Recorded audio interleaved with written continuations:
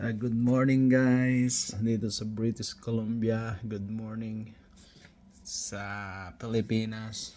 Magandang gabi na yata din sa Pilipinas, November 19, 2024. Ngayon, hindi tayo pwedeng mag true outdoors kasi may snow guys. Tignan nyo, unang snow ng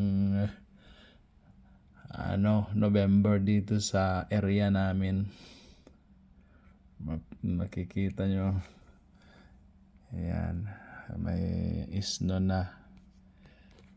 Grabe, medyo matagal-tagal tong snow na to.